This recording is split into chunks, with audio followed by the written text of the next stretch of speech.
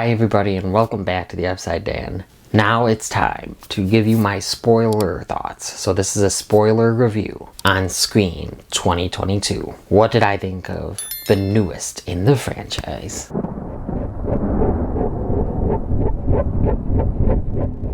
Alright, so the legacy characters is kind of what I want to talk about first. I think that they used Dewey very well. We'll get to the spoiler of that in a minute. He was in a lot of the film. Courtney Cox was in a little bit more than Sidney. She was good. Gail was very good. Sidney was in it only the third act and then like one scene when Dewey called her, like you saw in the trailer.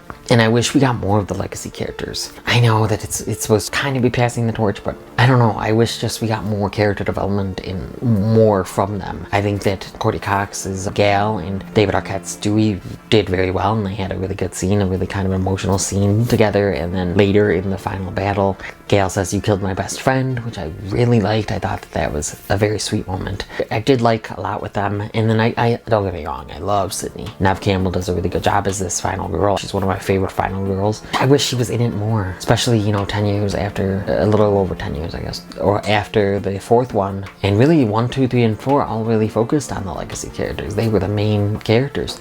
Yes, the fourth one, of course, had new characters, but they still kind of were the focus. This one, it was definitely focusing more on the new characters than the legacy characters. So I don't think that people should go in expecting to see the legacy characters, especially Sidney, all that much. Yeah, it's a flaw, but it's also, like, I didn't hate it so much that they weren't in it, or barely in it, or any of that, It wasn't like that. I just wish they were in it more. So I hope if they continue that they bring her back, and maybe she has a little bit more to do, but I understand they kind of wanted to pass the torch. Alright, so now the new characters. I think Melissa Barrera does a pretty good job. I think there's, I'm not gonna lie, some iffy acting from her at the beginning a little bit, but for the most part, I think she's really great. Yeah, I think Jenna Ortega is very good. I think she has a bright future ahead of her, and their sisterly moments were really sweet when they needed to be, and really intense at times, and I think that they're the heart of this film. Their sisterhood is the heart of this film. That was kind of an interesting aspect, and they were the two main new characters that really got much character development, which I enjoyed seeing. I think that they did have some emotional scenes. So there was a twist with Melissa Barrera's character, which I kind of guessed before she revealed it, but I mean, it was kind of getting obvious because you see Billy Loomis, so Skeet Ulrich, he does come back as Billy, and she sees him kind of as a ghost because she's related to him. She's Billy's daughter. Billy got her mom pregnant in high school, and her mom said it was Jenna Ortega's character's dad. And Tara didn't know this. Sam actually revealed. She was yelling at her mom when she found out in her mom's diaries from high school. She was yelling at her mom, and the dad was right behind her, and so the dad left that night. Sam is telling Tara that she's basically the reason that their father left. And then Sam left when she was 18 to kind of protect Tara because she promised that she was never going to tell her. And it was just getting too hard to be around her. Their mom never really forgave Sam, which I didn't mind some aspects of that. I just think that the ghost, don't get me wrong, I love seeing Skeet Ulrich back. It was really cool. It was a cool fan moment, but it felt out of place that he was there as a ghost. But I did kind of like the arc that Melissa Barrera's character, Sam, she was nervous, about becoming like him because her father was a serial killer. I think Jenna Ortega and Melissa Barrera do really good with those sisterly moments. So of course Tara gets attacked, as you saw in the trailer. She gets attacked in the beginning. She survives though, and that's what brings Melissa Barrera back, because they were kind of estranged for a while. Sam comes with her boyfriend Richie, played by Jack Quaid. He was really funny in this. He really gave a good performance. We'll get more on that later when I mention the reveal. So of course Tara has this group of friends, and they're all suspects, and that's kind of the story throughout with them. Like, they're all suspects and they're all suspecting each other, and it does cause some really funny banter, some fun banter, some interesting, enjoyable banter, but that's their basic thing. And a lot of her friends really don't get that much character development to the point where you really care about them. Dylan Minnette was good. I really enjoy him. So Marley Shelton is remember Deputy Judy from the fourth one. Now she's the sheriff, and her son is played by Dylan Minnette, and his name is Wes. So they're named after, Wes Craven, which I thought was a really cool tribute, along with the tribute at the end that says for Wes. So I thought she was really good in it. I thought he was really good in it. They both die though. They both get tricked kind of by Ghostface. That was a really good scene though. That was one of the most suspenseful scenes, kind of that whole part, with ordering the sushi. Judy hears something. Wes goes to take a shower. I really liked the shower scene. It pays homage to Psycho, and even Ghostface mentions Psycho to prove to the mom that he knew that Wes was taking a shower. After the shower, Wes, it's like building suspense. There's music when Wes opens the door or something and you don't see what's on the other side of it.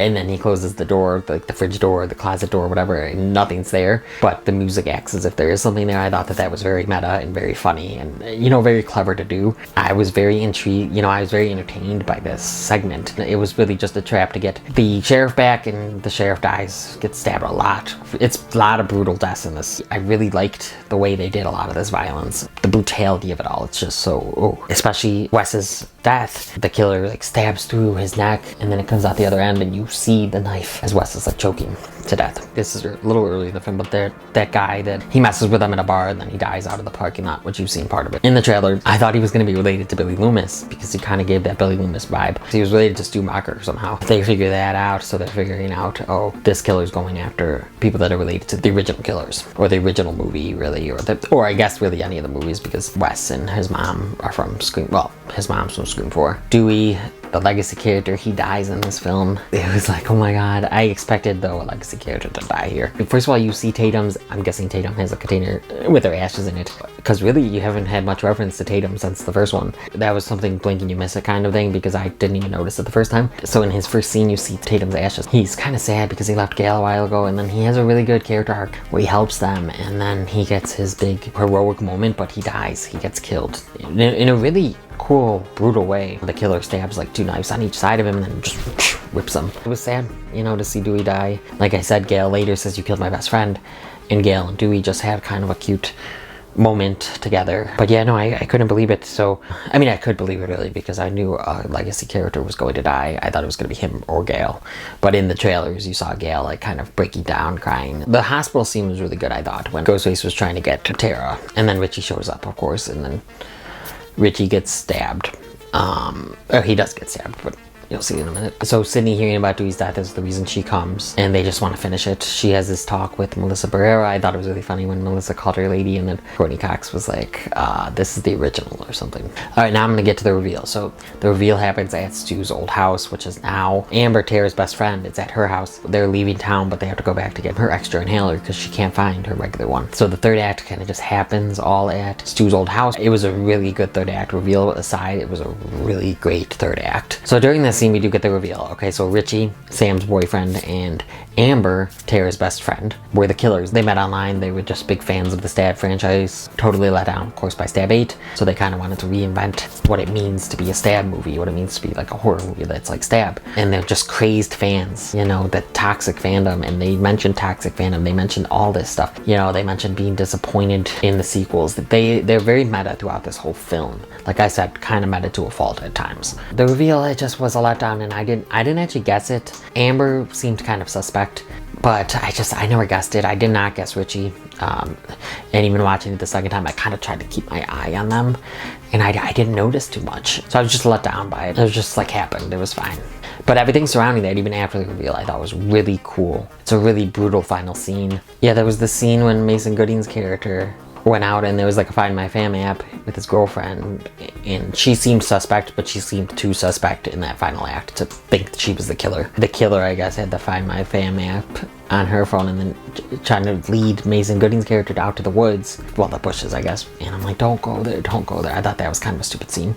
It was cool suspense and everything, but like, I just was like, why is he doing this? But I guess that's every horror movie, and that's what these movies are making fun of. And that was kind of one of the reasons it was too obvious that Mason Gooding plays Chad. So Chad's girlfriend, played by Sonia Ammar, Liv, they were making it too obvious of a suspect for Liv for it to be her.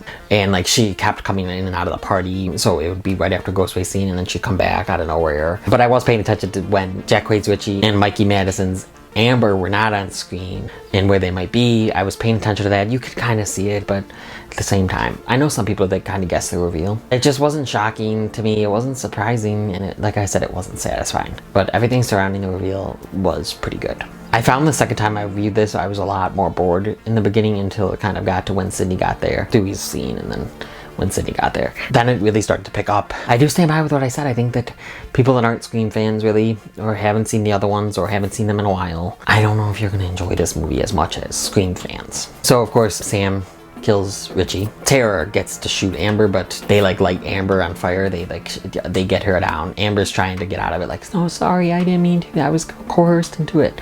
Stuff like that. Mikey Madison, I do think especially when it was revealed, you don't really get much of her before that. When it was revealed, you do get that. And she was the one more that I could suspect because she just had, not a hatred, but I guess so, a hatred for Sam. That was their plan. So her and Richie met on a kind of a Reddit way before, and they kind of hatched this plan to make Sam seem like she's the killer. She came back and they would try to make it make sense because Billy Loomis is her father. I thought Mikey Madison and Jack Quaid did a very good job as like psychopaths. I really liked their performances. They think that Amber's dead, and then Amber comes running out, all burnt face. She was literally on fire. Tara gets the last shot at her. So really our new characters, our sisters, got to kill the killers, which I enjoyed. I liked that. Even though I do wish Sidney did more even in the final act. She did do some things, but I just wish she got more. I did like the new characters got to be the ones to kill the killers. It was revealed though that Richie took the inhaler, so they would have to go to Amber's house. I liked it. I love the third act, but I didn't love it as much as I expected, but I